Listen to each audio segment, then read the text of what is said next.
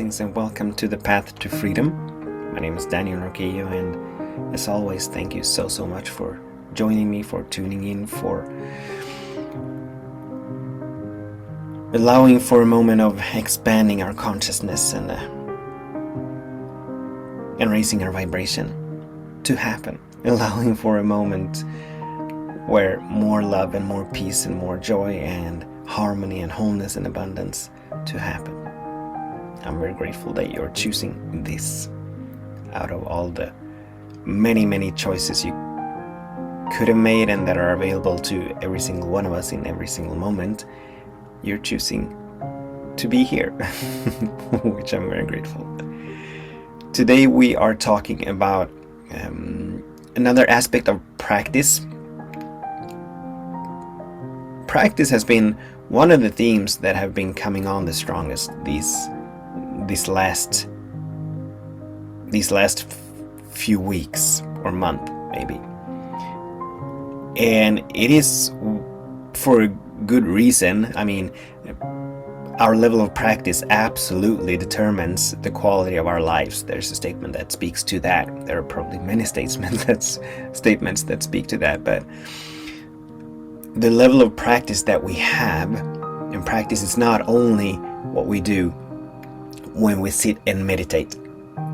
It is not only that dedicated hour in the morning or in the evening when we move into meditation and into prayer or whatever the case may be, but the practice we want to have, we want it to infuse our whole day to the best of our ability. We want it to infuse our lives moment to moment to moment to moment, so that we live from our practice, so that our practice is the very fundament upon we build our lives, or the very fundament upon which we allow for our lives to unfold. It is not just something that we do every now and then,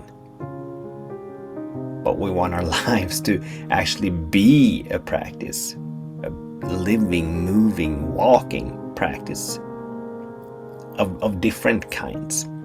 So I was having a conversation a few days ago with an individual, and this individual, he's experiencing some health issues or health challenges, and he was experiencing worry around that. And I was able to share with him that worry is not a practice that serves us. If we're worried, we're worried, so there's no denying that. But worry, fear, and doubt in and of themselves are not practices that serve us.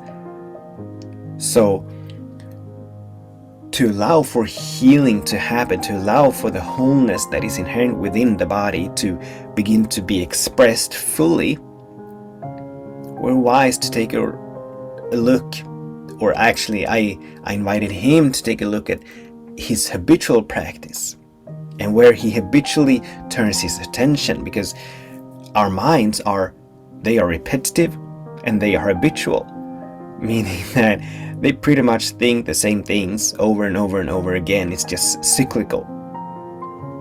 We worry about the same thing, we think about the same thing, we turn our attention toward the same things over and over and over again, until we either are pushed into some kind of change, or until we up-level that and begin to take control, to take our minds back to the point where we choose where we're turning our attention.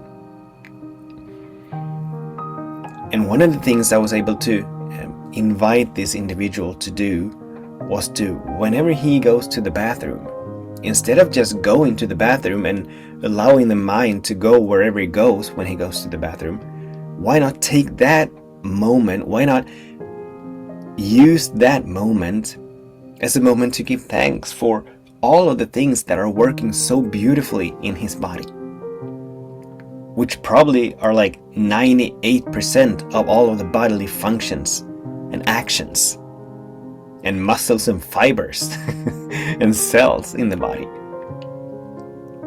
Instead of just going to the bathroom and kind of dronelessly move in and then move out, why not use that? That is a beautiful space to give thanks, to lean into gratitude, to turn the attention toward what he wishes to experience. And this is an invitation for all of us to take a look at, what am I habitually turning my attention to? Where am I habitually turning my attention? Am I in the habit of turning my attention toward what I don't want to experience? When I'm walking into the store, or when we are walking into the store, for instance, are we habitually turning our attention toward all of the things that we cannot afford to buy? Or are we turning our attention toward the things that we can afford to buy? Are we turning our attention toward lack and scarcity? Or are we turning our attention toward the abundance? Every single store is a beautiful display of abundance. There's so many things, so many items in every single store. And even the innumerable of items in one particular store, that's just like a tiny fraction of the abundance that is in every store. And the abundance that is in every store is just a tiny fraction of the abundance that is so beautifully and clearly displayed in nature.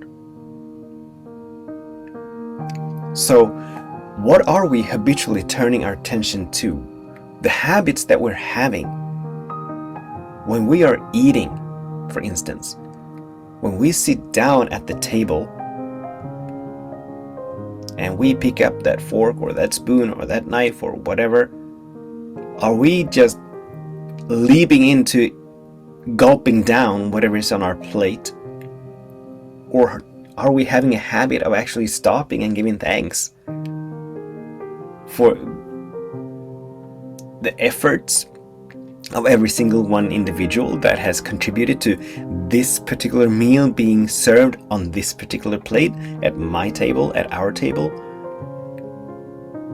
Are we giving thanks for the beautiful colors that we are able to actually do eat? That our body is functioning so well that we actually can eat, that we can chew, that we can see, that we can taste. Are we giving thanks that we are in a space that is so peaceful and so quiet that we can eat? Not all people can eat. Not all people can sit down at a table and enjoy their dinner or lunch or breakfast or whatever the case may be. Some people are in war zones. Some people don't even have a table. So what are we practicing? What is our habitual practice? When we go to bed at night, are we giving thanks for the beautiful day that we've had? Yes, there may have been drama. Yes, there may have been frustration. Yes, there may have been a whole bunch of things. We're not to deny these. Whatever experiences we've had, we're wise to embrace and allow them. So we're not denying that we had them. But are we habitually turning our attention toward all the things that did not go as we wished them to go? Or is our habit to turn our attention to the even greater number of things that went exactly the way we wanted to? That was to our absolute liking, that was a sheer joy. When we are out driving, when we get into our cars, or on the bus, or on the airplane, or the train, or whatever the case may be, are we habitually just once again sinking into fantasy land, becoming mindless drones? Or are we using that space to move into some kind of practice? So the bottom line really is, the habits that we are having, are they serving us? That's the question we want to ask. The habits that we're having, that we're currently having, that we're currently involving ourselves with. These may be conscious, these may be unconscious. But the practices that we're having, the habits that we're leaning into, that we're being run by, are they serving us? Are they serving peace? Are they serving love? Are they serving joy? Are they serving abundance? Are they serving wholeness, as in the case of this particular individual? Are they serving health? And if not, how can we tweak them? How can we exchange them? How can we up-level them? Because we all have been given the free will to choose to make conscious choices in every single moment. So if we become aware that we perhaps have a habit or some kind of malpractice or non-practice that does not serve us, we can absolutely begin to cultivate, develop a new habit, a new practice that serves us, that serves us staying in a high vibration, that serves us being in an expanded consciousness, or to expand our consciousness, not being in, but to expand our consciousness over and over and over again. So the habits that we're having, are they serving us? The practices that we're having, are they serving us?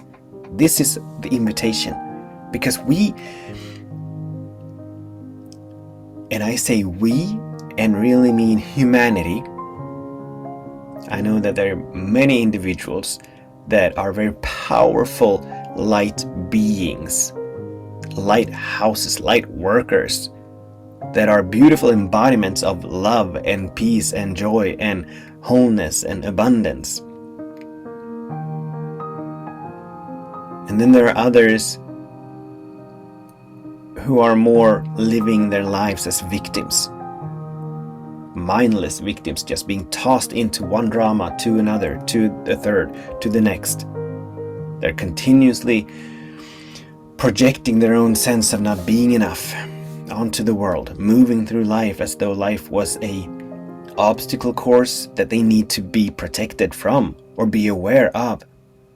So there's a lot of fear and worry and doubt in the world. But every single one of us has the ability to take our minds back, to begin to cultivate a sense of deep and profound love, deep and profound trust, deep and profound peace, deep and profound joy that is not dependent on external conditions and circumstances, but that is radiated, that is emerging from within us.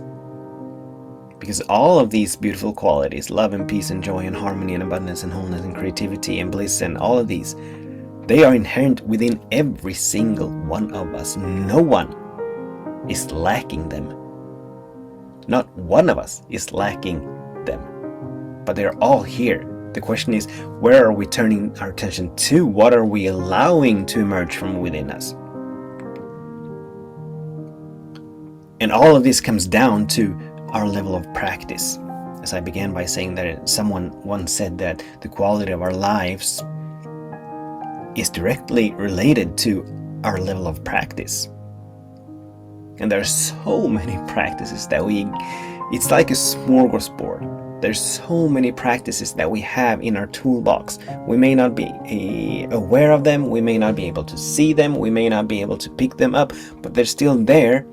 So we can lean into that. We can lean into meditation in any moment. We can lean into prayer in any moment. We can lean into gratitude in any moment. We can lean into forgiveness in any moment. We can lean into coming back to the nowness of this moment, stepping out of time, present, past, future, in any moment. There's nothing that is stopping us, that is hindering us, that is obscuring us, that is obstructing us, that is keeping us from moving into these beautiful practices. Nothing except for the excuses, for the excuses for the excuses that we entertain in our own minds, the beliefs about ourselves, about the world, the stories, the fantasies, the judgments, the opinions. There's nothing stopping us. God is good. God is good. And as God is all that there is, it means that good is all that there is. So in every single moment, we can come back to taking on the knowing and feeling that all is well, that something wonderful is happening, that everything is working for the highest good. It may not look like it, but I can still take on that feeling tone. We can still take on that feeling tone. And when we move from that vibration, that all is well, that something wonderful is happening, that everything is working for the highest good, guess what? Well, the sacred laws begin to pick up on that vibration. And the whole universe rises up to meet us there. So that will become our experience. That will become our experience. It cannot be in any other way. It has to, and it will. So once again, we're all invited to take a good, honest look at our habits and ask the question, the habits that I'm having, are they serving me? Or is there a way for me, is there an opportunity for me to expand my practice, to tweak my habits, to up-level my habits? That's the invitation of the day. And we're all invited to participate to the very best of our ability. Thank you so much for tuning in, for joining me. Until the next time, I absolutely bless all of our ways, and I bless all of our days. Namaste.